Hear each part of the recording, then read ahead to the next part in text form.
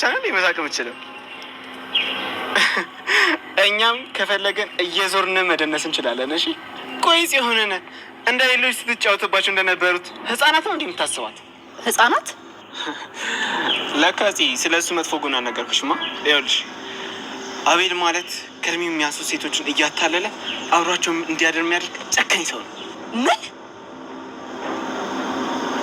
ዳግም እውነቱን ነው የሚያወራው? ቆይ አንተስ ብትሆን እንደዚህ ጨካኝና ወንጀለኛ እንደሆነ እያወቅህ እንዴት ጓደኛ ታደርገዋለህ? እናቴ አሁን ነገሮች ሲደጋገሙ ከመጥፎ ሰዎች ራቅ ማለት ጀመረች እንጂ በፊት ላይ መጥፎ ሰዎችን ቀርበናቸው ወደ መልካም ባህሪ ካላመጣናቸው ምኑን ከእነሱ ተለይን ትለን ነበረ። ማለት አንተ እነሱን ለማገዝ ስትሞክር እንደ አቤል አይነቱ ደግሞ እኮ ለአንተ ጉድጓድ እየማሰለ ነው። እሱማ ትጠነቅቂያለሽ። ግን እኔ የሙሉ እናቴ ምክር ስላልሰማሁ አመንኩት። እናቴ ይቅርህ ግን አትመን ትለኛለች። እኔ ደግሞ መቅረብ ብቻ ያህል ውስጥ እየደማ እንደሆነ ማወቁ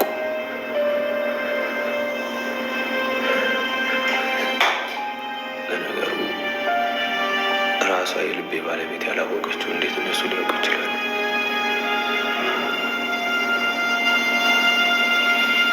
ግን ገነት እንዳለችውን የራስ ወዳድ ነኝ እንዴ? የምትፈልገው እንድታረግ ስለፈቀድኩላት ፍላጎትሽ ይሁን ስላልኩኝ ራስ ወዳድ ያስብለኛል።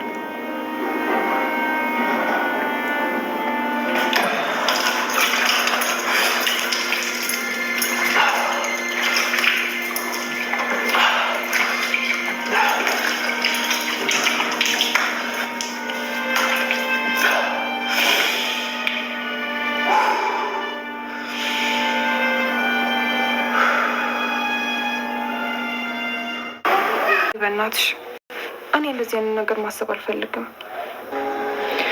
እሺ በቃ አንቺ እንደፈለግሽ። እኔ ልሂድ፣ መጨረስ ያለብኝ ስራ አለ። እሺ አንተ ላይ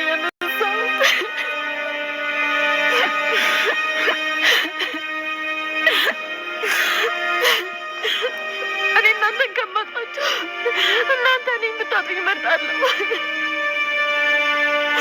ቢያንስ እኔ እናንተን እያየሁ በገግላለሁ። እናንተ ለኔ ብርታት ትሆኑኛላችሁ። በእኔ ምክንያት እናንተ ጋቶ መቼም ቢሆን ራሴ ይቀዝናል። ጭራሽ እኔን ትጠይቀኛለህ እንዴ? አሁን ይህና ስለ እኔ ምንም ነገር ሳትነግራችሁ አንጠልጥለህ አምጣልኝ። ትንሽ ስለ እኔ ነገር ማብራራት ከጀመረች ሔዋን ታውቀኛለች። ሻለቃ አመጣታለሁ። የማይረባ ቆይ፣ እንዴት ነው ነገሮች በአንዴ እንደዚህ የተደራረቡ? እሺ እህቴ የለክም? እሺ በእናትህ በምትወደው ሰው ለምን እንዳትገልኝ።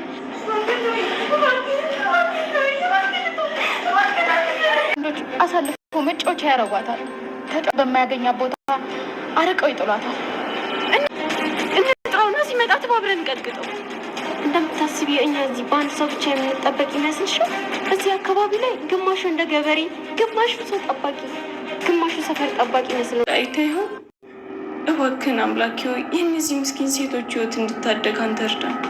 በቃ የወሰዷት ሴት ረሳናት እንዴ? ቆይ ምን አይነት ጭካኔ ነው? የኔ ውድ ህይወት እዚህ እንደዚህ ነው የሚቀጥለው። አንዷ ከሌለች አንዷ ትተካለች። እኛም እስካሁን በህይወት የቆየ ነው አፋችንን ዘግተን በመቀመጣችን ነው። ማንም አልናገርም ለማንም። ያዘዝከኝ ሁሉ እሰራለሁ። እባክህን ይቅርታ አድርግልኝ። አሁን ስታውቂ ምን ተሰማሽ? እናንተ ያዘዛችሁን ሁሉ ለመስራት ዝግጁ ነኝ። ብቻ ይቅርታ አድርግልኝ፣ አትግደሉኝ። ድሮም እኮ ያዘዝንሽን ነበር መሰለኝ። ከዛ የተለየ ምን ልትሰሪ ትችላለሽ? በእናትህ በቃ እሺ አትግደለኝ። እኔ ምንም ነገር ለመስራት ዝግጁ ነኝ። ታዲያ ይሄ ጥቅምሽ ለእኔ ለምንድን ነው ያሳየው? በእናትህ እሺ አትግደለኝ። በቃ የፈለግኩት ሁሉ እሰራለሁ። እባክህን ይቅርታ አድርግልኝ። እናቴ ላይ ነች። ካገኘሻት ሰላም በይልኝ። ሰማኝ። እነሱ ለእኔ መልካም ከማሰብ ውጭ አንድ ቀን እንኳን ክፉ ነገር አስበውብኝ አያውቁ። ታዲያ ለምንድን ነው እንዲሰማ ያልፈለግሽው? እነሱም ለራሳቸው በጣም አስቸጋሪ ቀናቶችን እያሳለፉ ነው። የናታንና የጽዮን አባት እንደሞቱ በቅርብ ነው በስልክ የሰማነው። ጽዮን ደግሞ በደረሰባት አደጋ ማስታወስ አትችልም። ይህን ከሰማች ደግሞ የበለጠ ትጎዳለች ብሎን ወንድሟ ሀዘኑን በውስጡ አፍኖ ይዞታል። እንዲሁም ደግሞ ማየት የሌለብኝ አንዳንድ ነገሮች ተጨምሮ ከባድ ሀዘን ውስጥ ነበር። ተስፋ ያልቆረጥኩትና የተጽናናሁት ለፍቅር ስል ነበር። ፍቅር ማለት የእህት ስም ፍቅር ነው ወይስ ፍቅር ለምትባል ልጅ ነው? ሁለቱም አይደለም። በዛ ሰዓት ላይ ከአዲስ ልጅ ፍቅር ይዞኝ ነበር።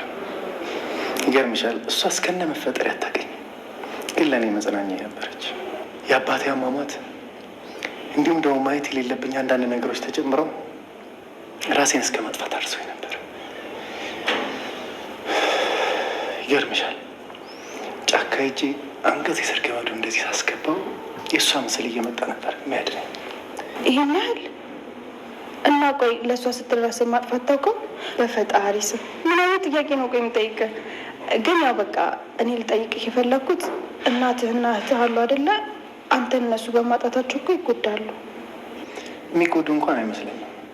በተለይ ደግሞ እናትህ እኔ በህይወት መኖር የሚያሰጋት ይመስለኛል።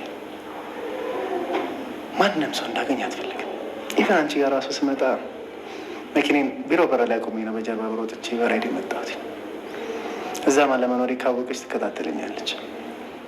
እውነት ይሄን ያክል? ቆይ በዚህን ዘመን እንዴት ልጅን በዚህ ልክ መቆጣጠር አይከብድ?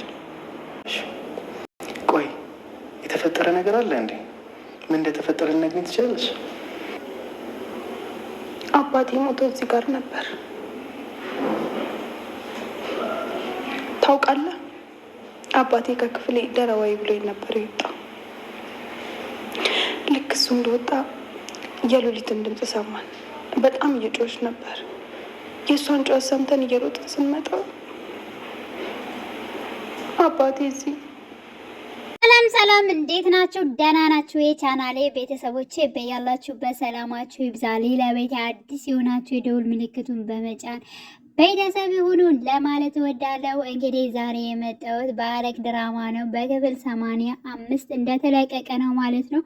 በክፍል እንግዲህ 86 ሁላችንም በጉጉት እየጠበቅን እንገኛለን ማለት ነው። ምን ይፈጠራል? ምን ይሆናል? የነ ናቱ ወይንም ደግሞ የነ ቢኒ የነ ኤፉዬ የነ ፂ ነገር ይሳካላችኋል ወይንስ ደግሞ ያፌት አሁንም እንደ በፊቱ እሱ እንትን እያለ ይገኛል ማለት ነው። እና እንግዲህ በባለፈው ፓርት ላይ ማለት ነው ናቱን የአዲሷ የተዋወቃት የእሷ እናት እንግዲህ እንዲከታተለው ሰዎችን ቀጥራለች ማለት ነው። ከወዲሁ በጣም ፈጠነች። እኔ ግን እንደዚህ ፍጥነት ሰው ይሄን ያክል የምትልክብኝ አልመሰለኝም ነበር በማለት እንግዲህ ናቱ ሲያወራ ሰምተናል ማለት ነው። ሲቀጥል ደግሞ ከልጅቷ ጋር እንደተገናኘ አብረው እንደነበሩበት ሰዓት እሷም ሰው የተከታተለው ስለነበረ ያለውን ሁኔታ ደውላለት ነበር ማለት ነው። የልጅቷ እናት እንግዲህ ደውላለት ነበረ። ልክ ደውላ ግን ከኔ ጋር እንዳወራህ ወይንም ደግሞ ከኔ ጋር እያወራህ እንደሆነ ልጄ እንድታቅ አልፈልግም። ስለዚህ በሆነ ምክንያት ፈጥረህ አሁን ከልጄ ጋር እንድትለያይ እፈልጋለሁኝ። ታክሲ እልክልሃለሁ። በላኩል ታክሲ በቀጥታ ወደ እኔ መምጣት አለብህ። እሷ ሳታቅ በመጀመሪያ እኔ እናንተ መተዋወቅ አለብን በማለት እንግዲህ በማስጠንቀቂያ ቃል ተናግራለች ማለት ነው። እናቱም እሺ እመጣለሁ እንገናኛለን በማለት እንግዲህ እንትን ብሏታል ማለት ነው። እና ይሄን ያክል ድረስ ነው እንግዲህ ያው የልጅቷ እናት እቤት አንጪውና እንተዋወቀው ነበር ያለች። ግን ደግሞ እስከዚያው ከዛ በፊት እኔ ማግኘት አለብኝ ልጁን ማን እንደሆነ እንዴት እንደሆነ ማጣራት አለብኝ በማለት እንግዲህ የራሷን ልጅ ሳታቅ በመጀመሪያ አግኝታ ለማውራት ፍላጎት አላት ማለት ነው። ሲቀጥል የራሷ ልጅ እንኳን እናቷ ምን እንደምትሰራና የምን ድርጅት እንደምታስካሄድ እንኳን ምንም የምታውቀው ነገር የለም ማለት ነው። አባቷን በጣም እንደምትወደው እንዲሁም ደግሞ ከ6 ዓመት በፊት እንደሞተባት ለናቶ ስትናገር ሰምተናል ማለት ነው። ግን ደግሞ በምን ምክንያት እንደሞትና እንዴት እንደሆነ ምንም የምታውቀው ነገር የለም ማለት ነው። ሲቀጥል ደግሞ ቤዛን ያገኛት ወይንም ደግሞ የናቱ ያገኛት ልጅ የሱ ወንድም ደግሞ ስለ አባቱ አሟሟት እጅግ በጣም አይቷል፣ ዘግንኖታል ማለት ነው። እና ይህ ብዙ የሚረብሸኝና ብዙም ደግሞ ማየት የሌለብኝን ነገር አይቻለሁ። በጣም ረብሾኛል የአባቴ ሞት በማለት እንግዲህ ለቤዛ ሲናገር ሰምተናል። ይህ ማለት እንግዲህ በገንዛ እናቱ ያው አባቱ እንደተገደለ ነው የሚያስረዳው። ልጅቷም አባቴ ባለበት ሰዓት ቤታችን ፍቅር የሆነ ቤት ነበር፣ አሁን ግን ወንድሜንም አናየውም። በቃ እቤቱ ክላሱ ይገባል፣ ይዘጋል። ሲወጣም እንደዚው ዘግቶት ነው የሚወጣ። ምንም ነገር የለም። አባቴ በነበረበት ሰዓት ነበር ቤታችን ደስታ በደስታ የሆነው። እሱ ከሞተ በኋላ ምንም አይነት ደስታ የለንም ብላለች ማለት ነው። እና ይቺ ሴት እንግዲህ እንደ ያፌት ነው የምትሰራው ማለት ነው። ስራዋን ስላጨናገፈባት ነው የገንዛ ባሏን እንግዲህ የገደለችው ማለት ነው። እና እጅግ በጣም ከባድና አደገኛ ከያፌት የባሰች አደገኛ ሴት እንደሆነች እንግዲህ አይተናል ማለት ነው። ሌላው እንግዲህ እኔ በጣም እጅግ የፈራውለት ማለት ነው እጅግ በጣም የፈራውለት ዳጊን ነው። ምክንያቱም ያፌት ያክስቱ ልጅ የሆነ ነገር ዳጊን እንዳያረገው እፈራለሁ ማለት ነው። እንዳይገለው እንዳይመተው በዛ እፈራለሁ። ምክንያቱም በጣም ከባድ መረጃ ነው የያዙበት ማለት ነው። ራሱ በራሱ አንደበት ያፌትን እንደወገው ወይም ደግሞ ከያፌት ጋር ጥቃት እንዳደረሰበት ራሱ ባንደበቱ ሲናገር እነ ዳጊ ቀርተውታል። ሲና ዳጊ ተነጋግረው ቀርተውታል ማለት ነው። እና ይህን መረጃ አስቡት። ያፌት ካወቀ እጅግ በጣም እንደሚገለው እሱ ራሱ ጠንቅቆ ያውቃል ማለት ነው። ግን ደግሞ ይህን ነገር ለፂና እንዲሁም ለዳጊ በጣም ጠቃሚ ነገር ነው ማለት ነው። ምክንያቱም ስለ ያፌት ማንነት የፈለጉትን ነገር መረጃ ሊያመጣላቸው ይችላል ማለት ነው። ስለዚህ ለዚያ ይመስለኛል ያን ነገር የያዙት ማለት ነው። ስለዚህ የያፌት ስራ ወይንም ደግሞ የያፌት ነገሮች አሁን ላይ ሙሉ በሙሉ በተለያዩ ማለት በቃ እንዳለ ተይዘዋል ማለት ይቻላል ማለት ነው። ሁላቸውም እየሰሩ ነው በነገራችን ላይ ማለት ነው። ሁላቸውም መስራት ችለዋል ማለት ነው አሁን ላይ ማለት ነው። እርስ በርሱ ባይነጋገሩ ሁላቸው ባንድ ጠረጴዛ ባያወሩ በያፌት ላይ ሁላቸው ተነስተውበታል ማለት ነው። ፂም ተነስታበታለች፣ ዳጊም እንደዚሁ ተነስቶበታል ማለት ነው። ኤፍራታም እንደዚሁ ተነስታበታለች፣ ናቱም እንደዚሁ ተነስቶበታል ማለት ነው ጋይስ። ሲቀጥል ደግሞ ቢንያምም እንደዚሁ በድጋሜ ከሶታል ማለት ነው። እና ስለዚህ የያፌት ነገሮች እንዳለ አሁን ላይ እየተበላሹ ይገኛሉ ማለት ይቻላል ማለት ነው። ምክንያቱም እያንዳንዳቸው የራሳቸውን የሆነ ነገር እየሰሩ ነው ያሉት ማለት ነው። ያ ማለት ባንድ ከሆኑ ወይንም ደግሞ እያንዳንዱ መረጃ ካመጡ የያፌት ነገር አለቀ ደቀቀ ይሆናል ማለት ነው።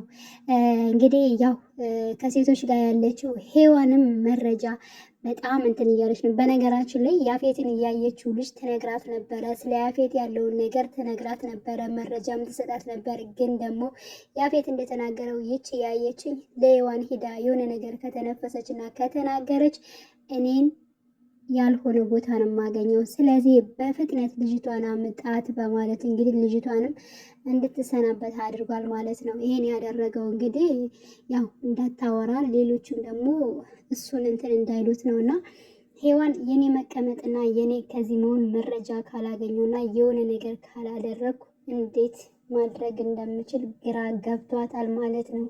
ኤፉዬ ይህን ሁሉ ስቃይ እንዴት ቻልሽው? የእነሱ ስቃይ እንዴት ያስችላል እያለች ስለ ሴቶችም ስለ ብዙዎቹ ስትጨነቅ አይተናል ማለት ነው። እና ሔዋንስ ምን ይገጥማታል የሚለው ነገር እንትን ይላል። በነገራችን ላይ በጣም ልጆቹ የሚሏትን ነገሮች እየሰማች ነው ማለት ነው። ያ ማለት በጣም ከነሱ ከሰዎቹ ከገባችበት ውስጥ ከህጋቸው ውስጥ እየወጣች አይደለም ማለት ነው። ግን ለነዚህ እህቶች ለሚሳቃዩ እህቶች ቢሆንም ክብሬም ቢሆን ብሄድም ምንም አይመስለኝም በማለት እንግዲህ ራሷን ሰውታ እነዚያን እህቶች ለማደን ከዚያ ውስጥ ገብታለች ማለት ነው። እና እንደዚህ በሀቅ የሚሰራ ማለት ነው። አንዳንዱ ለብር ብሎ ራሱን ሲሸጥ ህሊናውን ሲሸጥ፣ አንዳንዶች ደግሞ ክብራቸውን ሰጥተው ለሌሎች ደግሞ መስዋዕትነት የሚሆኑ እንዳሉ ማሳያ ነው ማለት ነው። እና ውድ ቤተሰቦቼ ለቤቴ አዲስ ሲሆናችሁ የደውል ምልክቱን ተጫኑ።